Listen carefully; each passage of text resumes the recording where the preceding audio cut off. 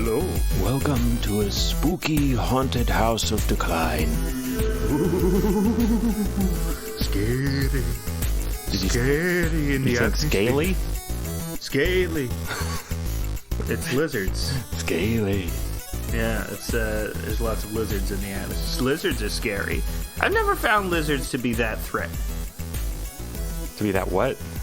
Threatening. I've never found lizards to be a source of fear. Like, they've always seemed underfoot to me. I've never been afraid of, like, the giant lizards or the lizard people. Insects, I'm afraid of, like, giant insects. That shit'll freak me out. But in terms of, like, I don't know. I think the lizard heads, the idea of having, like, lizard humanoids is, it's kind of cute. You know, it's kind of a cute idea. So how much Morrowind have you played? I've not played a lot of Morrowind, but there's a species of lizard people in that, right? Yeah, I think, and then in Skyrim too, so. Yeah. What were you, I think before the show, what I was asking you on this special horror-themed episode of House of Decline is, what was your most positive memory from your drinking days? My most positive memory from my drinking days, there might be another one, but this one was really good. And so shout out to friend of the show, Dave. This was, I think, maybe the first time Dave and I hung out. And it was sort of near I think you guys were graduating. Or it might have been graduating in 2012. I'm not really sure. Can't really place the year. It was either 2011 or 2012. I think. So didn't you graduate a year late? No, I graduated within 4 years. You graduated on time. Okay. Yeah. But you stayed an extra year. I don't recall. The timeline is messed up in your head. It may have been 2011. Because you were drinking. Yes. But so Dave wanted to throw a tiki torch party, but Dave had a problem. And the problem was he did not have any money to buy tiki torches. So what we did was Dave hatched a plan. I guess I say we, but Dave hatched a plan. So I was basically the driver. I drove. I was the driver for the operation to get some money to buy some tiki torches and beer. We needed money for tiki torches and beer. So what Dave decided to do was, because everyone was graduating, he knew nobody was going to need their textbooks anymore. And so it was a Sunday, and everyone was hungover.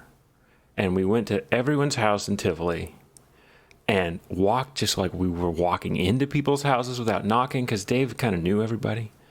And we were like, hey, do you need your textbooks? And most people were like waking up hungover and like, what? I'm like, can we have your textbooks? So we took everyone's textbooks, and then we went and sold them at the Bard bookstore. Yeah. Got, I think, $44. Then we went to Home Depot, bought like 6 tiki torches, and then we had $20 left over or so. So then we went to Stewart's and bought 4 cases of Mountain Brew, and I had a discount. Right. So we had all the trappings for a tiki torch party. We set up the tiki torches along the way to the waterfall. And, the top, like sort of the terrace where the paved over swimming pool was. Yeah, you were having a tiki torch party, which means something very different now. Dave told everyone to come to the tiki torch party with the free beer, and a shit ton of people showed up. Dave, he knows how to network. And nothing bad happened to me that night, I think. But you were very drunk. That's your most positive not too drunk, not throwing up. Nothing like, no drama for me. I'm sure there's drama for other people. At the tiki torch party. I remember seeing people like blacked out and vomiting. Were people like falling into the river? And just falling. I don't know, maybe. But to me, I felt proud. I was like, I helped. We put together a really sick night, putting together these parties. Yeah. Maybe you lost out on your true calling as an events planner. The only other time I felt that good was when I handed. This is one of my most evil deeds. Okay. It may have been on a Halloween. I was playing a show in the city. I believe it was with my old band, The Rectangle. The Darien Rectangle. Darien Rectangle. And I was kind of in a bad mood. And I was still drinking. Yeah. And I came across a guy came up to me on the roof where everyone was smoking cigs, and he was like dangerously drunk. Like, and I gave him, he wanted a drink, so I just gave him my glass of whiskey, and that was bad because he shouldn't have had any more. And I always been like, I hope that guy didn't die. Because I gave him probably just enough whiskey to give him alcohol poisoning. Oh, that's well, sometimes you have to fight your enemies. Well, that person was blighting you. I'm doing public atonement for it right here. This is your confessional. You're getting really Catholic here. The listeners are my pope. Exactly. Yeah, we follow whatever they say. We do whatever they say. Jump. We say how low. Mixed it up on. How low do you want us to set the bar? We will exceed your expectations. Speaking of spooky Catholic shit, I watched and greatly enjoyed Mike Flanagan's Midnight Mass. Oh, you didn't answer me on Twitter, so it is good. It is. I love it. And I get why people would be turned off by it because it's very monologue-y, heavy-handed Catholic grief narrative, and so. But if you like that vibe, if you're into like a bunch of Irish novel transplants, like bad Irish novel transplants in New England, saying, well, I curse your name, Joe Colley. They're using everyone's proper Christian names the whole time, and it's old timey and stagey it's like watching a 7-hour play, which sounds excruciating, but it's actually really good. I watch everything that Hamish Linklater is in, so. Hamish Linklater? He's great. He's got that great, I'm Hamish Linklater, and I'm putting a lot of emphasis on my words. And I'm giving a lot of meaning to that. I'm already breaking the voice, but Hamish Linklater is great in it. He plays this overbearing preacher, but no character in the show is one note except for the crazy acolyte lady, Bev, who is, Mike Flanagan's his own guy, but he's very much indebted to Stephen King, so it has a lot of the hallmarks of like a Stephen King thing. There's the overbearing Christian woman is in it. She's like a character that's also like Miss Carmody in The Mist. They have that overbearing Christian woman that's like a figure. It also borrows heavily from Salem's Lot as well. So spooky, I'm assuming spooky things transpire? No, it's not a scary show, but it's an incredibly sad show. It's very sad. That's what I would say. It's a very feel bad because there's this looming sense of inevitability throughout the entire show that, everyone's fucking doomed. But it talks about, its main theme is about why people are pushed to do certain things, is this general fear of death. It makes the argument that Thanatos is sort of the driver of human instinct. Right. And he's, of course, the Greek god of jerking off. Right, yeah. You ever try and jerk off with a scythe? It's crazy. Just shaving all your shaft hairs down. And then the stubble makes it too painful to continue. Right, yeah. It's like jerking off a sandpaper, but your penis is the sandpaper. Well, I finished a book, so ding, ding, ding. Ding, ding, you won. I finished the book, the new Karl Ove Knausgaard book. Knausgaard? People like Knausgaard because he's Proust but horny. Yeah, what I posted on Twitter was the memory isn't triggered by a cookie, as it is in Proust. The memory is triggered by driving your psychotic wife to the hospital. And like that's like what happens. Like this guy's like driving his psychotic wife to the hospital, and he's like, "This is triggering memories," and then you just go off into his memories for 40 pages. Yeah, you've been talking about your own memories in a Knausgaardian way. Your recollection of times drunk had a Knausgaard bent to it. Yeah, I don't litter my recollections with music recommendations like he does, which is a very funny thing. He's always, I don't know where he got this tick. Maybe it's a Bret Easton Ellis tick, but he's constantly... It's High Fidelity. He loved High Fidelity, the movie. He didn't read the book. But... So I'm driving my psychotic wife to the hospital, listening to Peter Gabriel's third album. It's a good album. That's very funny. I mean, music colors memory. It provides things,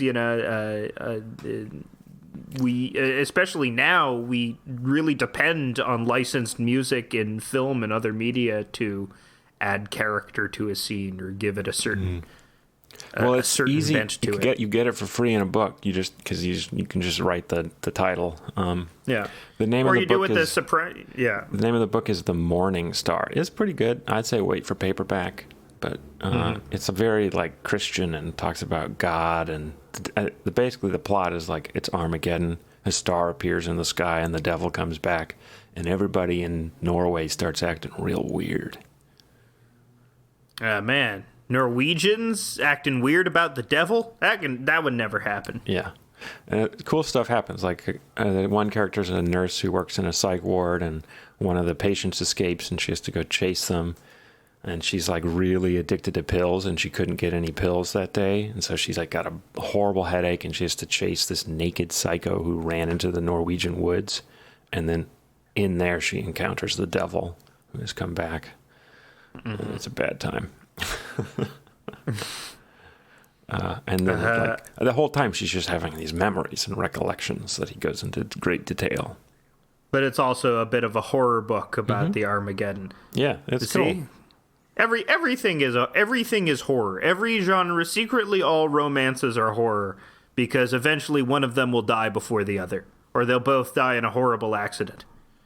Everything is... That's why I like horror. It is the genre. It is from whence all other genres are wrought, because everything is in opposition to it. That is my hot take, is that because fear is the most transcendent emotion. It is the most basic emotion. That is why horror is the most basic genre, or at least the one that is able to most effectively titillate that lizard-brained instinct. Yeah, didn't we talk about the lizard people already? Yeah, the lizards are coming up. I'm thinking about lizards. I'm thinking about lizards because just before this, have you seen that new Netflix series Inside Job? No, but Netflix has really been putting out a lot of content. It's how they need to get every person. They have to catch them all, not unlike Pokemon, and they got to get them to pay $14.95 a month or whatever they cost now. Is it it's an animated thing? Inside Job, it's just unwatchably bad. I was curious because I had watched Star Trek Lower Decks, and that turned out to be all right. But it's in this style of adult animation, which is very samey. All these shows, people blame Family Guy, but it looks more like Rick and Morty. And even Rick and Morty has more of a distinctive art style, but the difference is in Family Guy, they'll actually bother to animate the frames between arm movements and make different drawings for arms and legs, so it has more depth. But with Rick and Morty, they use rigging, so everybody looks like digital puppets a lot of the time, and it looks less fluid and natural than a traditional type of animation, which gives everything, no matter how good the production design on it is, the fact that it uses rigging just gives it this strange, ghostly, ugly quality, which you could say that it's it's leaning into that, like Rick and Morty is intentionally ugly. But all of these shows are intentionally ugly, and I'm trying to think of other adult animation that has this, like Brickleberry. Do you remember Brickleberry? That was an awful show that ran for 4 seasons on Adult Swim, and had Daniel Tosh as a Stewie type character. So you're anti-rigging? I'm looking it up, but rigging. It looks cool. It looks cool. I'm not anti-rigging, but it's in the same way that I'm not anti-Hans Zimmer or anti-gray color grading, but it sucks when it's just totally oversaturated. It becomes the de facto gimmick for a certain genre. And rigging is this what it is? It's like having the skeletal system in the computer animation. So it's like a computer animation of a full skeleton of whatever you're animating. So you don't actually have to animate anything. The computer does it. Yeah, you do motion tweens. Instead of moving, you draw a character in one key position in frame 1, and then you draw them in another key position in frame 12, and then the computer will automatically generate the intervening 11 frames for you, which is good and efficient, but it makes stuff look less natural and gives sort of an ugly quality and has that flash animation quality. And I think it can be used well, but I think there's just I lament the fact that its relative cheapness has rendered more traditional styles of animation to be underutilized. Well, that's interesting. I started doing a little work in the computer animation, very simple stuff, lines and circles, and it's not 2D, just making a program that makes some lines and circles in 2D. It's pretty hard. It's pretty hard stuff. So that rigging looks pretty cool to me. But I can see how cool. you would use it as a crutch to get around hiring animators for your shitty Netflix show. I mean, not even a crutch. Just like the business of making a show is investments of millions of dollars. And so you're looking for ways to save time, and this is a very effective way to do it. Do you think it was started with video games? It looks like it'd be more helpful for video games. It started with flash animation. That's where it really started. That's where it rigging came into vogue, because, I mean, sprite animation wasn't really about rigging. You draw it was more about traditional animation, because you'd have to draw like several sets of sprites in like a traditionally animated style. And you wouldn't have a computer interpolate the remaining frames for you. You'd have to draw all the frames. And then, after sprites stopped being used, it was 3D from then on out, which it does use rigging, but rigging looks better in 3D animation because, you're actually... It makes sense to have, like, a malleable puppet in 3D animation, as opposed to 2D animation, where, like, a lot of the majesty and beauty and fluidity of it is lost when you do it this way. Oh, okay.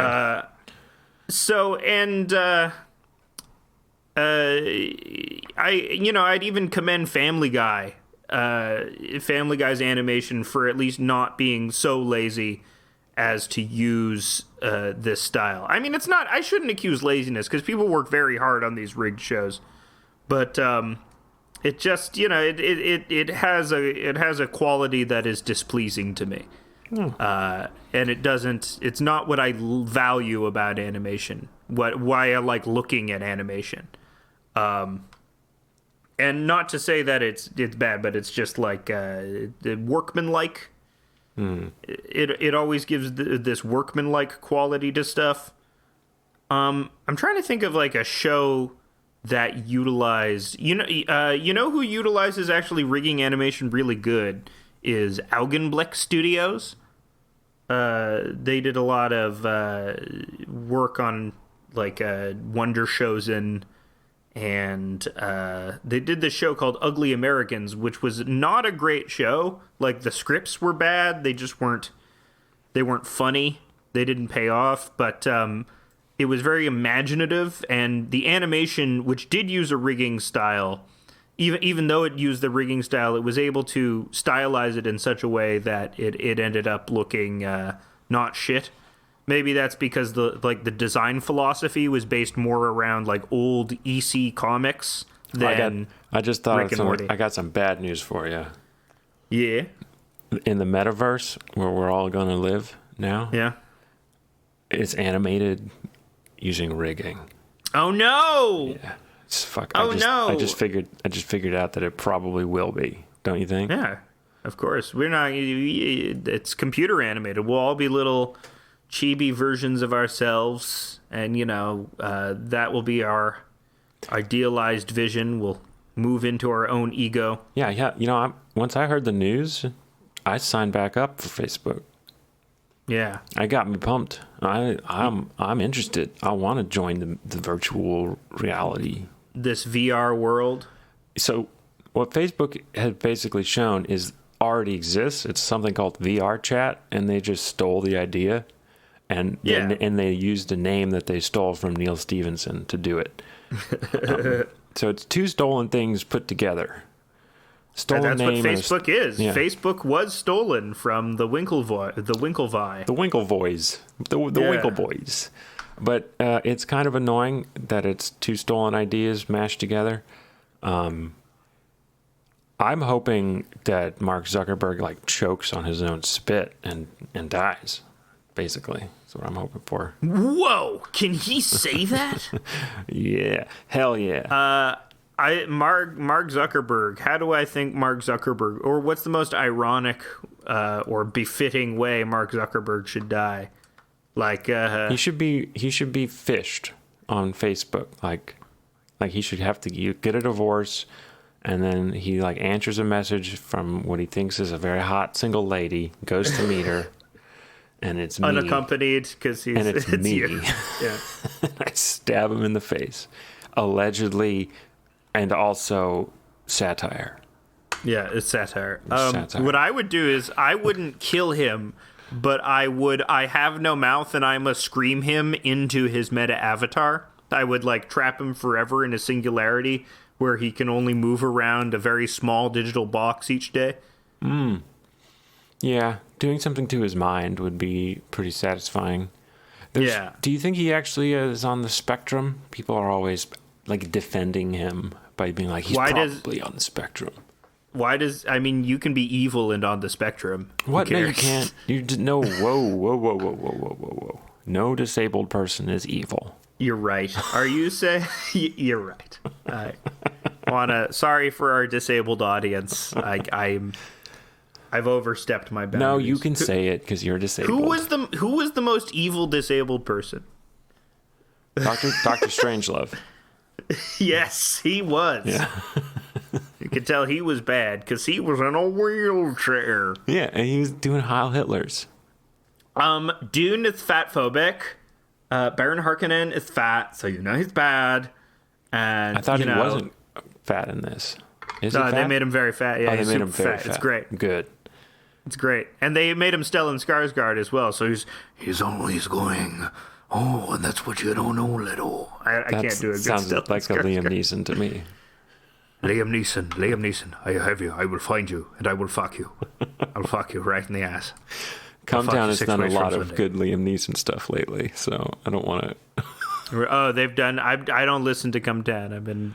You stopped listening to... You started taking new meds and stopped listening to all your podcasts. Yeah, the meds are working. I don't need fake friends anymore. No, I don't know. Podcasts are just like... I started enjoying movies again, so movies have taken up more space in my mind than podcasts. Wow. I didn't enjoy movies for a while. I wasn't into movies.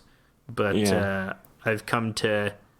I think since theaters started opening up and I went back into cinemas and I realized I do enjoy this experience. Well, yeah, I watched Training Day recently. Training Day. Woo! I've never seen Training Day. It's not as good as I remembered. No. But it was one of the most quoted movies in school. King Kong ain't got nothing on me. Yes. Is what you would say. As he says that at the end when he's sort of like yelling at the neighborhood, a.k.a. the hood, that he has controlled as a corrupt narcotics officer for so long. And all of the members of the hood, as it were, turn their backs on him as he's making this impassioned speech. And then a bunch of Russians shoot him. So, sorry for spoiling it. Turns out he's a bad cop. Yeah, and it's really weird. It was released October 2001. So right after 9/11? Yeah, directly after 9/11, everyone in America goes and sees Training Day, and they're like, yep. Academy Award for Denzel Washington. He won the Oscar for that? Yeah, he did. That's pretty good. Is his role as what's his character's name? It's a famous movie character. Isn't it Alonzo something? Yeah, that's Alonzo. Yeah. What makes the character so compelling? He's a bad cop, right? And Ethan Hawke is on his first day, and he gets a glimpse into this bad. What makes him world. so compelling is the gaslighting that he does. He's constantly gaslighting Ethan Hawke, which is very funny. Because by the end, when Ethan Hawke's like been badly beaten, and like finally shows up to confront him, he just keeps on gaslighting him, and he makes Ethan Hawke believe him. Even after he's basically like shot him. He's like, no, man, that was a test. That was just a test to see if you're cool. Again, the fourth or fifth test. And Ethan Hawke's like, what, really? You mean you're really a good cop? And then he like shoots him again with a shotgun. And he's like, oh, you fooled me again. Fool me 5 times. Shame on me. It's that's secretly a horror movie as well. That's what I'm saying. I watched it with my 3-month-old daughter. She really enjoyed it. Your 3-month-old daughter really identified with the Denzel Washington character. I was like, hey kid, you ever smoke Primo? Angel Dust? PCP?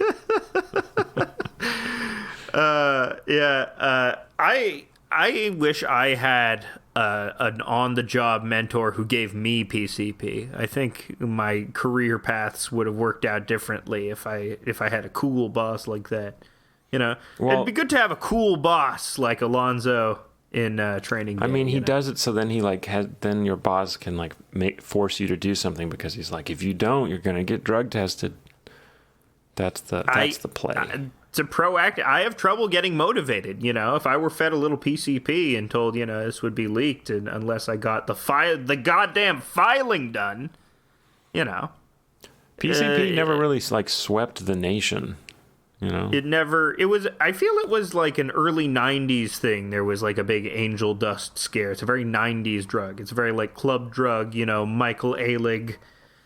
Club kid scene, people in spooky masks and underground hip hoppers in the South. That's all I remember is from that Chappelle Show sketch where the character Grits and Gravy, he won a lot of money and he bought a house for his mom and then spent the rest on PCP.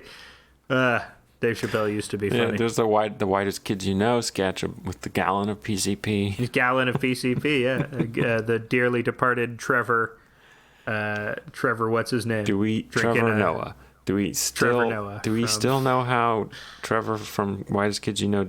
Do we still don't know how he died? I don't know. It was probably an accident or embarrassing. It'd be funny if it was autoerotic asphyxiation or something like that. I'm gonna Google it. You ever do that? It works. What do you mean it works? You have what wasn't working about masturbating for you? It didn't involve enough oxygen deprivation. It didn't, you get bored after a while. You give yourself a handy enough times. You want to mix it up with yourself.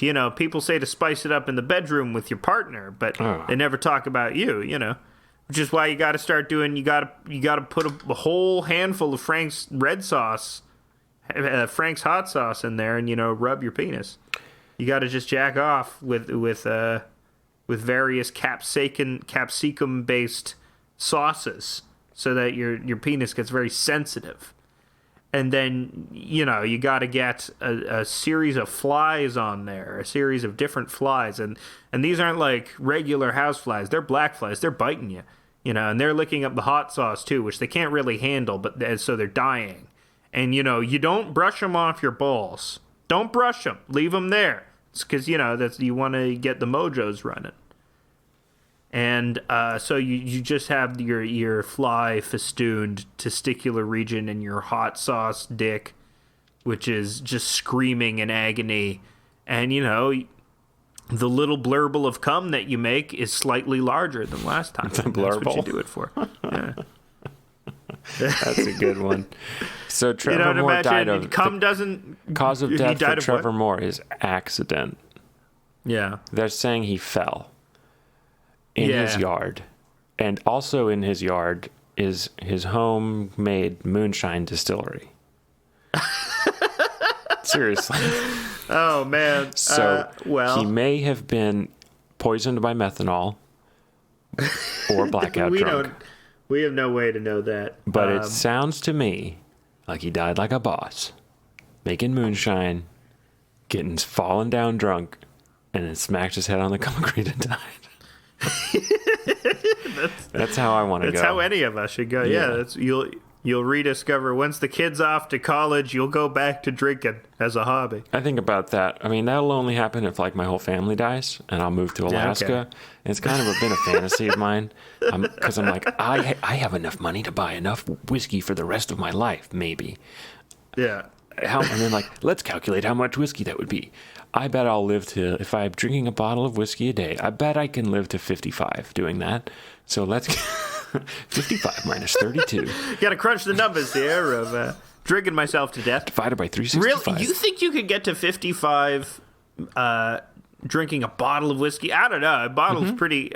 I guess lots of people live like that. And people just used to live like that every day. That was just a thing that people... Especially like... in the American Revolution days, everyone was just drunk all the time, right? Because they were always drinking flagons of ale because it was cleaner than the water. Yeah, they weren't drinking like whiskey constantly, but they were drinking cider constantly. Yeah. Yeah. It's good. That's funny because it also gives you diarrhea. And that's also was a big problem because of cholera.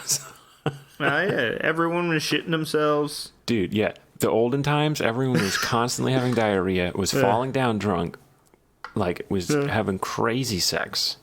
Yeah, they Goody Menshevik, had a solid shit, and they burned her as a witch. You know.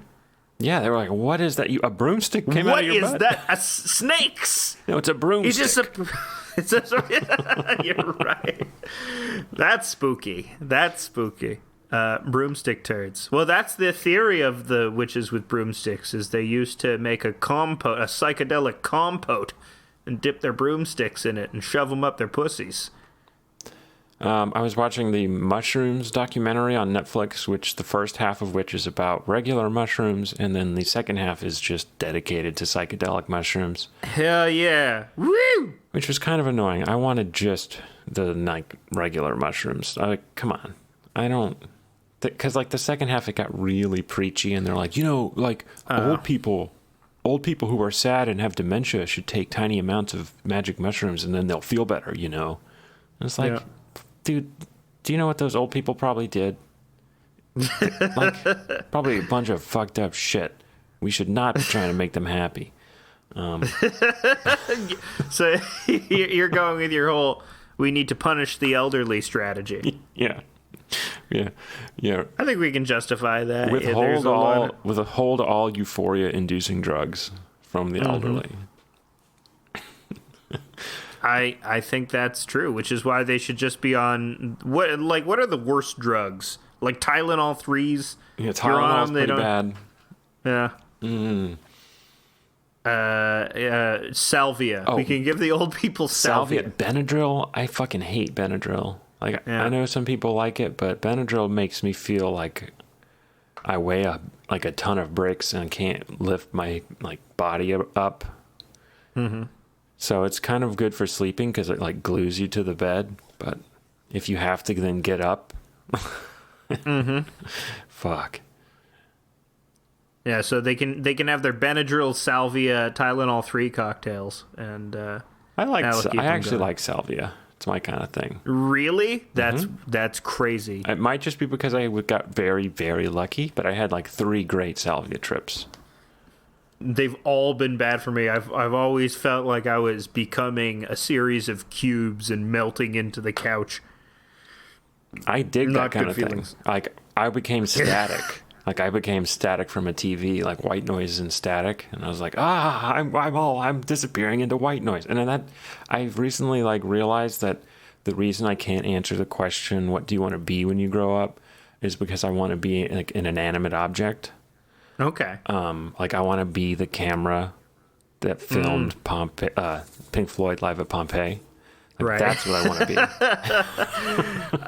You should robify yourself. In Superman 3 or whatever, when the lady's becoming the robot and it's terrifying, you want that. That's what you would like to. Or, the movie Upgrade, where the guy gets the chip that makes him a computer. You too could be object. Like a potato chip? Yes, he gets a potato chip installed in his brain. And he's slowly becoming a potato over the course of the movie. That's a Simpsons. That should be a Simpsons gag. Homer getting a potato chip. You know installed. what my dream is? To write for the Simpsons. Yeah, write for bad Simpsons. Season. I always know what season the Simpsons are on because I just add 2 or 3 to my current age. So I guess they're on like season 35, right? Yeah. No, I think they are on season. It is our age. So no, I'm 32. Yeah. Oh shit! So Simpsons started in 1989. Oh my god! It is. It's just our age. They have to stop. If they get up into the 60s, man. Whoa. I mean, they can't get up in because they have to stop once one of the big voice actors die. Like they can't replace Dan Castellaneta as much as they'd like to joke about it. That like no one would sound right as Homer. Oh, I bet they would try. They'd have to do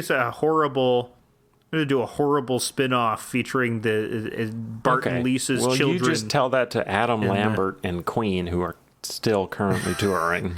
That is horrifying. I always found that to be like, I know you need money, but this seems like this ersatz reproduction.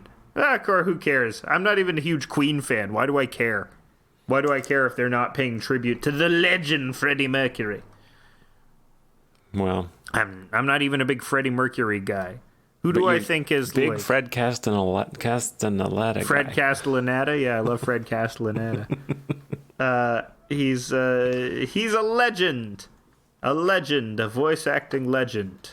I like how when Robin Williams was too pissed off to do the genie, he took over, and his genie. Better. That's all I'm gonna say.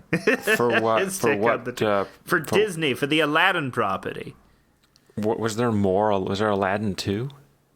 There were several. There were 3 Aladdins, 2 direct-to-video Aladdins. The one where you found out Aladdin's dad. It's called Dad Aladdin. It was Osama bin Aladdin. Osama bin Dad Aladdin. Osama bin Dad Aladdin. Can you imagine if they had tried to release Aladdin after 9/11? It would have never gone down. They would have accused it. They're flying he's flying that carpet. He's carpet bombing. Yeah. That's a thing in Midnight Mass. Is one of the character in it, Hassan, is a very popular character because he's hot. He's a hot guy. I forget the name of the actor that plays him. I think it's Raul Coley or something like that. But he's it's a good character that unfortunately is unexplored because we spend most of the time with like a damaged white boy, a damaged but soulful white boy who once killed a lady while drunk driving. That's the plot of Oz. There you go. Well, except he doesn't get raped by J.K. Simmons in this. Although that would have been funny. Christopher Maloney. You're right. He gets raped a lot. He gets traded around that prison. Oz is so funny. I love Oz. Oz is such a great show. It's hard to watch. Yeah. Why is it hard to watch? Well, because it's got the narrator aspect, which is weird. Yeah, but that's funny. That's so funny. It's theater. It's kind of dips in quality, but it ramps back up. Mm-hmm. Till I don't want to really spoil it, but it is kind of an old thing. I mean, eventually the main character we were just talking about, he takes a shit on J.K. Simmons' face. That's where the show climaxes, which is very funny. They tried to. Yeah, that's fine. I'm going to spoil the White Lotus, but the White Lotus is also another HBO which climaxes with a person taking a shit. Wow. Yeah, you actually see him take the shit on screen. Yeah, I think you do in Oz too. There you go. Huh. We love our shit endings. Yeah. Everyone loves to see guys shitting. It's fun. That's fun. I mean, it's really satisfying probably to shit in your enemy's face. I guess so. It would be bad if they liked it though, you know. It'd be funny if you're like, man, if I could go back in time, I'd take a dump in Hitler's face. He's German. He'd love it. He'll love the Jews now. Yeah, I was gonna shit, but now we now have Super Israel. Oh no! I love how kinky it is. Yeah, we have First I hated various them. sexatoriums. First I hated them, but then I realized how kinky they were. I love them big Jewish titties. They got big titties, and they suck good dick because they're trained in the clarinet from age. That's we love Jewish women. We love John Mulaney loved a Jewish woman, and then he didn't, and then he loved Olivia Munn, and then broke up, and then there was some Mulaney discourse. People very, very much care about his personal life because he's a little cute and he's very funny. He's a little cute, very funny. Everyone likes guys like that. Little cute, very funny. He's not like who's like a really. I guess his friend Nick Kroll, who's comparably very hideous looking, who even he himself says that he looks like a anti-Jewish propaganda. He's not that bad looking. No, he's not that bad looking. Funny story. One of my friends is a bartender in New York. Had to serve Nick Kroll, and Nick Kroll was on a date. And they stayed late, and they were buying really expensive drinks. Mm-hmm. And then Nick Kroll says to the girl, "I forgot my wallet." And so his date has to pay like $1,000 bar bill. That's incredible. I know. To be a rich guy and forget your wallet on a date. But he's not even just actor rich. His dad is like an insurance magnate or something like that. Oh, that's badass. I feel bad for my kid because she's not going to have a badass insurance magnate dad. She's going to have a dad who's like, I made $1,000 one time. That's okay. Everyone likes dads like that. Not when you get to St. Peter. Not when you get to the pearly gates. God is like, St. how much Peter judges you. Yeah, how much money did you make? Yeah. Like $1,000 once. Oh man, Straight to hell. That's probably it. What if like American exceptionalist capitalism is the one true path, and it's just like you needed to. The whole goal of humanity was to see who could rape and pillage the planet fast enough, and because you like thought you had morals, you thought you were doing the right thing. But no, you should have been extracting mineral ore. What were you doing? You were sitting around making jokes and talking about socialism when you should have been grinding your teeth against the belt plate of an old Congolese silver mine. And you'd say to them, old Matumbo, get out here. Well, okay. That's enough for that one. Yeah. Well, you don't want to hear about my fantasy exploits in the Congolese silver mine? Well, let's save that for the bonus episode. You don't think this is going anywhere good? Let's save it for the bonus episode. We're gonna riff. We're gonna riff hard on this. We're gonna talk about. We should start promoting early. January of this year, we're gonna start our Patreon, aren't we? Sure. Now, let's say it on the show, so we have to stick with it. Mm-hmm. And you'll be able to pay us $5 extra dollars, extra because you're paying $0 for 80 episodes of content. Mm-hmm. You'll be able to start paying us $5 a month for one extra episode a week, maybe. No guarantees. And also, if you pay us a certain amount of money, I'll draw something for you. You want a picture of a snake in spats? That's amazing. How does he get him on? He's a snake. Who knows? Well, you can request that of me, and I'll dream it up in my mind. Yeah, brain. Alex only takes cryptocurrency that's bad for the environment, though. Yeah. Be aware. You have to pay him in something that burned a forest down. Yeah. Or ironic cryptocurrency. Yeah, like Shiba Inu coin. Yeah, or Norman Finkelstein coin. Dude, make a Norman Finkelstein I can help you make your own cryptocurrency. It's not that hard. You just kind of... You want to make Finkelcoin? Yeah, you just kind of... That sounds a little anti-Semitic. There's the Dogecoin competitor now, Shiba Inu, is basically just on Ethereum. You can just make an Ethereum token thing and turn it into your own coin or whatever. Yeah. I was thinking of starting a Jewish lifestyle website, like an ironic Jewish lifestyle website called The Mindful Merchant. And I would sell yoga themed, because that's a thing, self-effacing humor. There was a general interest Jewish hipster magazine called Heeb for a bit. No, there wasn't. Yeah, it's real. Man. Look it up. The interview with Sarah Silverman. The Jews are funny and poking fun at themselves, but they're also hipsters. Who knew that could happen? So I would do any, like, it would have stuff like Eat, Pray, Kaddish or something like that, or I don't know, shirts that have weaving that say "Thanks a lotka," something like that. See, I'm successsly marketing the Mindful Merchant.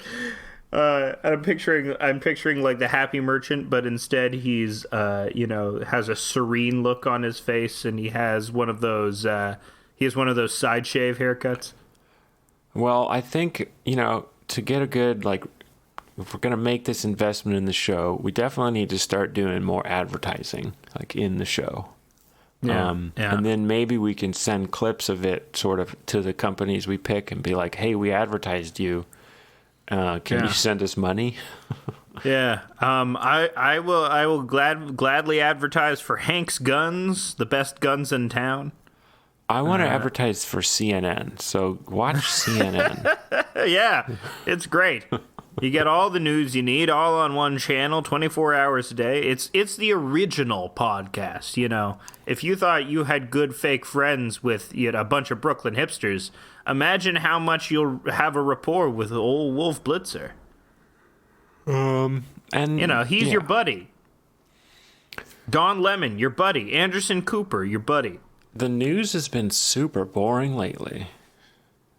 There's been some good items. It's been in America. It's been infrastructure bill this, infrastructure bill that, cinema and mansion screwing us again. Now, and slowly this infrastructure bill is being pared down from the original 3.5 trillion to something less. Probably end up in the 1.2 trillion range or something like that. Maybe even less. Who knows? But I don't know anything about it. I've just been vaguely following. Yeah, it's a very boring time. Well, my favorite news item of the week was the horrifying dorm cube. Oh yeah, that was very funny to me in every possible way. They're building it, and they can't stop building it. They're contractually obligated to continue building the dorm cube. It's amazing. I mean, Foucault would say, if Foucault would be coming all over the walls because he'd be like, oh no, this dorm is a prison. Everything is a prison. And he'd probably be trying to fuck some of the students because he was horny. He's a guy that allegedly liked glass-bottom boats. So the dorm cube, like, I don't think it's that bad, but it's funny, like, that there's only 2 entrances, and it's supposed to house 4,000 people. Yeah, it's a bit of a fire hazard. Like, I hope they have exits. I hope they have, like, a bunch of exits. Do you think they'll get them to redesign it? Do you think they'll have, like, because... It's in the contract. They get sued. But that can't be up. Like, there has to be fire safety codes in California that intervenes, right? That contravenes, I should say. I mean, that would be one way to hopefully stop it from happening. But it does. If it already got approved, then it's probably somehow got some kind of loophole. But really, these are our future employees we're talking about. Do we want them to be well-adjusted? Or do we kind of want them to be indoor kids who didn't grow up with Windows? No. I think it's going to be a thing where they develop a hierarchy based on who is the most central in the cube. Like they make fun of the window people. The window people are like the lobies. They can't take the pressure. And they have a crutch in natural light. And as you get closer to the center of the cube, you get closer to the heart. And you become one with the community. You become the speaker of the cube, Well, what's funny is like in sort of a Bruce Lee style fashion, there will be a challenge to fuck your way through the cube. Right, yeah. For sorority and fraternity. I would love to see a version of Game of Death, but you have to fuck your way through the tower, and like you got to fuck Kareem Abdul-Jabbar, and he's too big. He's got a big dick. You can't. That's pretty difficult. It's hard. It's very difficult. It would be a real challenge, but you get up there eventually. Game of Death fucking rules. That movie fucking rocks so hard. I mean, all Bruce Lee movies are great. Bruce Lee was too fast for the camera. Really? Yeah. I learned that that's a Reddit fact I learned recently, but... you mean when he was coming, his cum would just come out incredibly fast? Maybe when he was coming, but when he was fighting, He did the 1-inch cum, When he was fighting, just his motions were so fast they could not be caught on film because of the speed of his motions. He would go faster than 1/24th of a See, this would never happen with 60 FPS. I know. Why we should have 60 FPS for all movies. Another problem with the rigging. Back to rigging. The stuff is animated like in video game animation because you don't have to animate frame per frame. You can have computer animated stuff that's at 60 FPS, which adds that. Yeah, you ever seen like an HD TV with motion smoothing? They fixed that. That doesn't happen anymore. I'm very well aware of this. Yes. Yeah. They fixed it. But so I guess stuff doesn't really look like that, but it can. Yeah, it can. It's that ghostly feel, that unearthly, that uncanny valley feeling that is present when I like 60 that stuff FPS is like stuff. I like it on YouTube. I like it in porn. That's good. You could do super slow motion pornography. Yeah.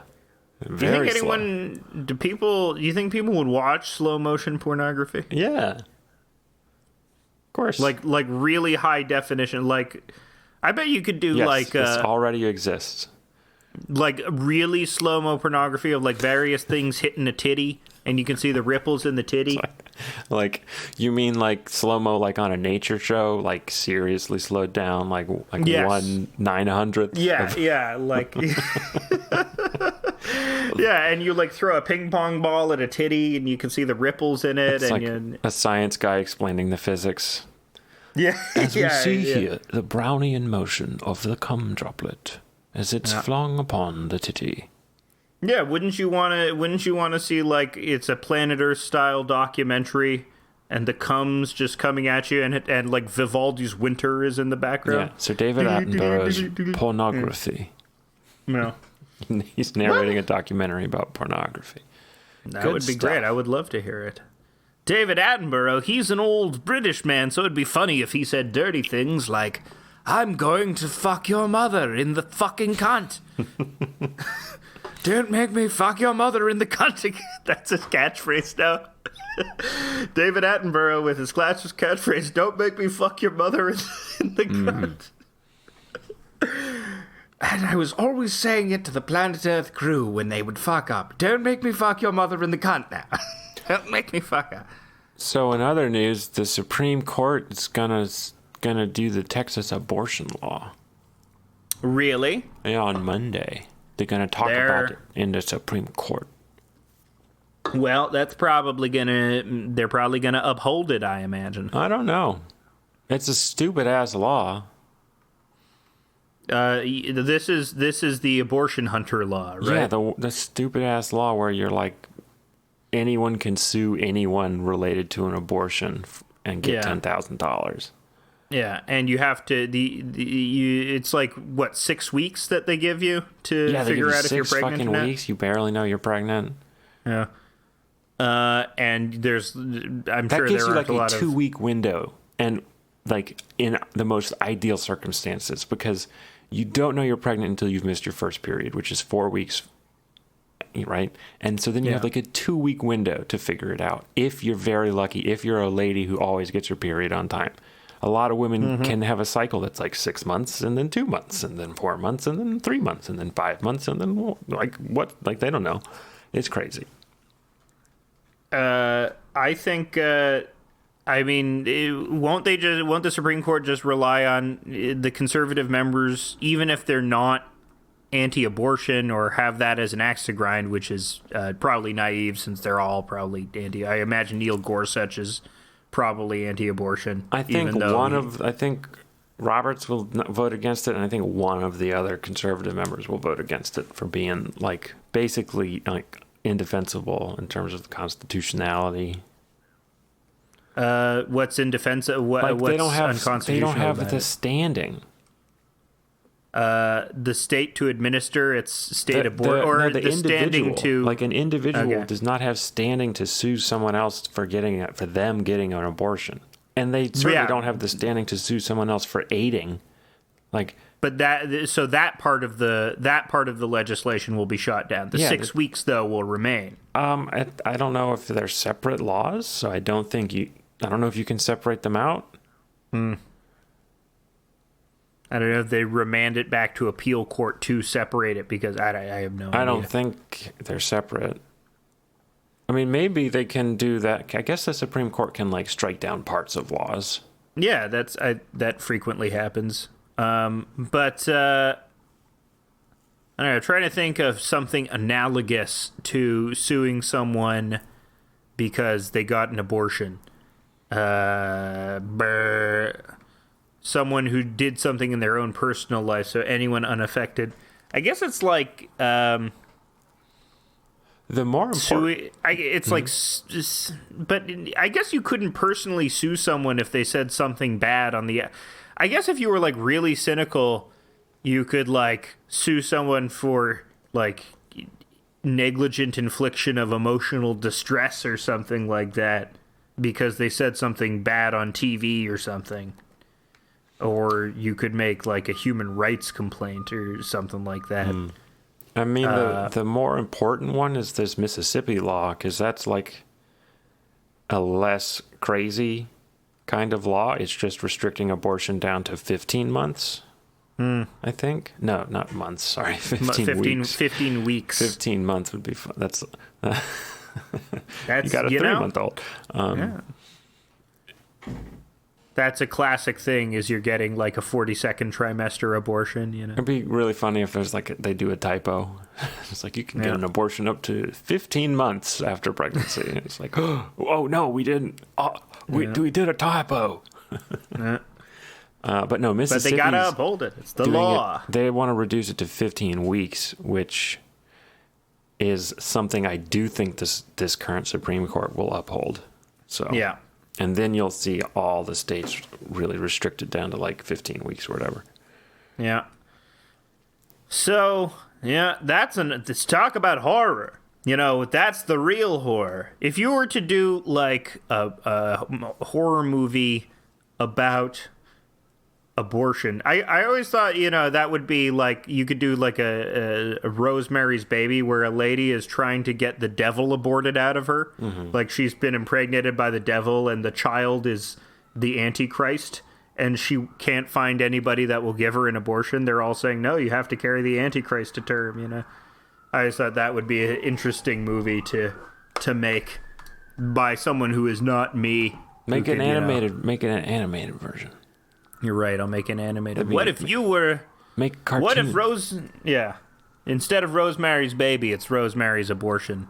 That's what I. Your next horror cartoon strip. I've had some ideas for some horror cartoon strips. I have this one where I had this idea where all the bridges go on strike. I was walking across a bridge the other day, and I was thinking, what if they installed like smart bridge technology, and all the bridges started communicating, and they decided they weren't going to have it anymore, and you know they started fighting us, and they're giants, and you know they were unstoppable, and they took over the world, and we weren't prepared, and so, but the bridges, you know, decide to go off, but they rule humanity from afar. and decide that no one will have any bridges anymore. So humanity can't cross bridges anymore, and there becomes all this divergent evolution with the bridges as our gods. And so do the scary abortion one. The bridge one is cool, man. It sounds like really interesting. Like humanity can't cross bridges anymore is really but what if the bridges were kings? What if they were our gigantic rulers, and they walked around on all fours very menacingly? So they're smart bridges. Okay, they're smart bridges. Yeah. And smart bridge technology. What if then they get allied with the tunnels? They didn't make smart tunnel technology. Oh.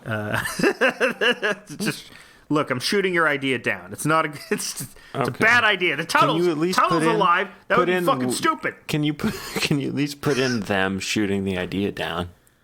Yeah. Fucking tunnels, yeah.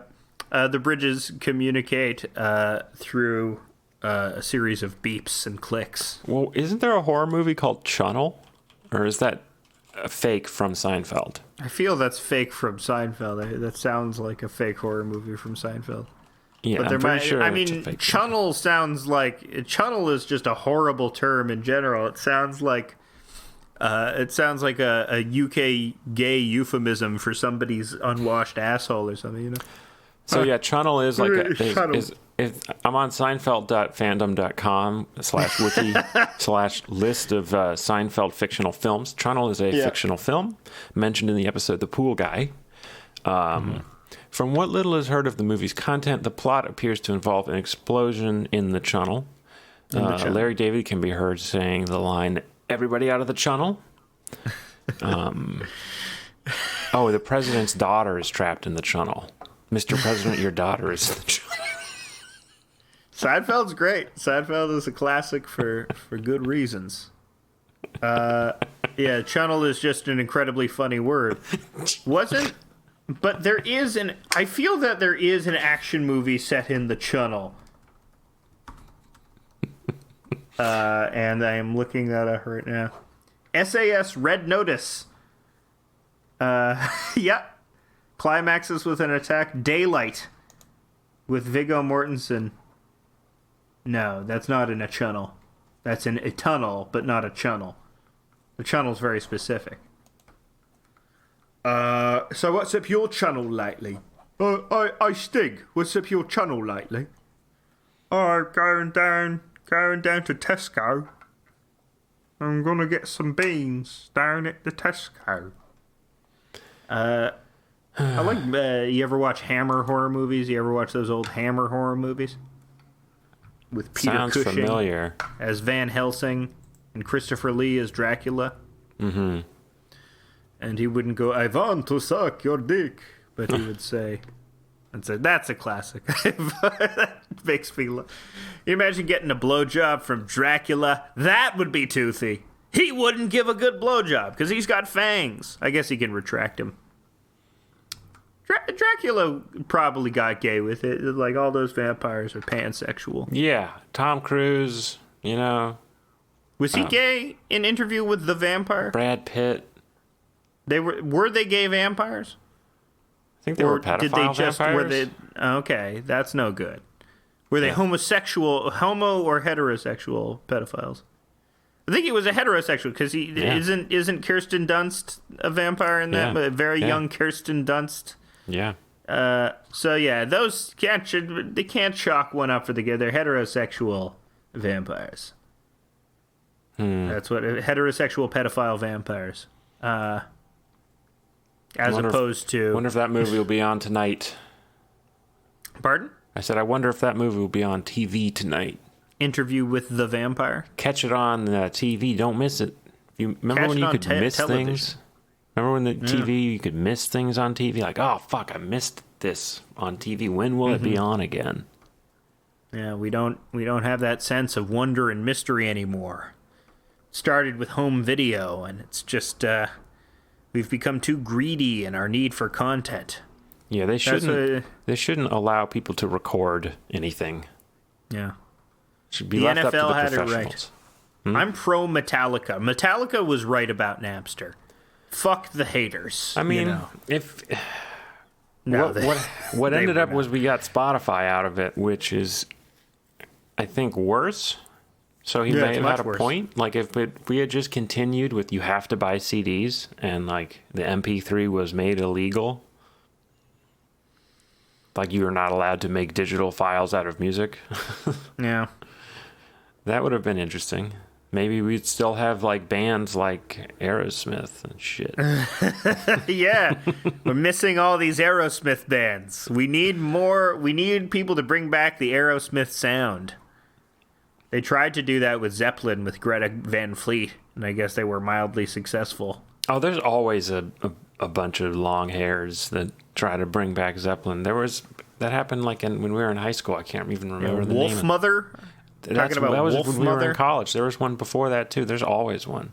There's always a Zepp band. Yeah. Soundgarden, to some degree, was always, I thought, I mean, what really separated was Chris Cornell's beautiful voice, but those guys were doing just hard Zeppelin songs for a while. It'd be funny if that's how they were thought of, like in the 90s.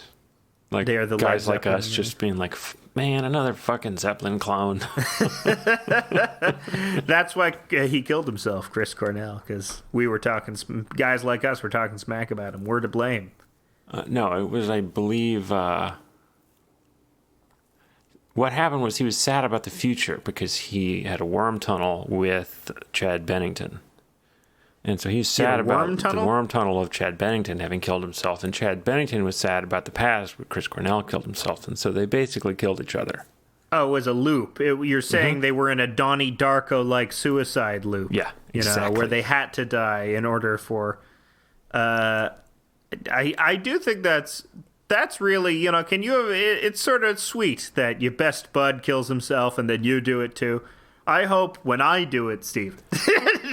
Oh, well, No! we have a similar No! style relationship. You're the Chad Bennington to me, Chris.